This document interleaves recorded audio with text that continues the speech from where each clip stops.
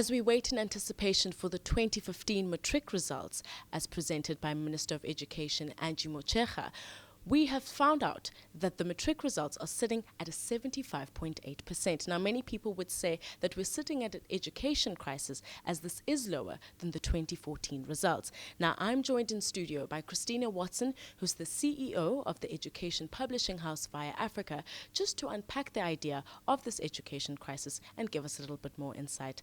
Christina, thank you so much for joining us. Now, we are hours away from finding out the 2015 matric results. Now, we do know that there has been a decline from last year, and many people would say that our education system is in a bit of a crisis. Now, I do understand that you have slightly different ideas of this crisis. Could you tell us a little bit more about that? I think if we do have a crisis, the crisis is much lower down. We are so focused on the matric results. We measure everything on the matric results, whether the schools are good, whether teachers are performing well, whether the system is what it should be. And in the end, what we do is when children enter the schooling system, they're being coached from primary school in order to be able to write the best matric results or to achieve the best matric results. They're so focused on passing matric, on getting the best results, and I think we sometimes lose the focus on creating learners that have the appropriate skills, that learn how to think, that learn how to apply their minds in the world of work. With this overemphasizing of matric results, I think if we want to address the crisis, we need to start at primary school level. We know that learners acquire most of the skills they need to perform well in mathematics below 4th grade. If they don't have it by then, they're going to struggle in later years. So what we do is we get bad matric results, or lower than what we anticipated, and then we bombard the next year's matric learners with extra classes and study guides, which is fine, but I mean, it's not addressing the problem.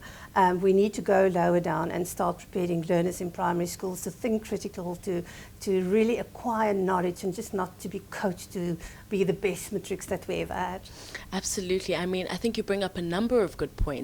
That, you know, the university environment isn't really accessible to the majority of our country. So how would you suggest that maybe we start to really integrate people in education and to know that they can contribute into this world in very different ways other than going to university? Absolutely.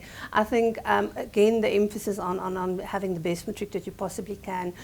When children don't achieve that, they feel that there's nothing left for them, and they sit at home and they contribute to high unemployment rates. I think if we can enable learners by making sure that they have a very good sense of all the careers that's available there. I mean, tattoo artist, being a baker, and you know, those are all things that you do with your own hands. You don't have to apply for a job. You don't have to rely on somebody to employ you. You take the control. You acquire a skill. You create. You don't have to start big. You know, there's so many opportunities like that in the market, and I think we very often forget about that because of our emphasis on achieving the best marks so that you can go to university. And very often you go to university, you get a qualification, you still can't find a job. So I think we need to relook what skills we need in South Africa and what opportunities there are available. And there are many available that you don't have to go to university for. And we forget TVET colleges. I mean, they artisanal careers that you could get prepared for by joining a TVET college. There's many other options as well.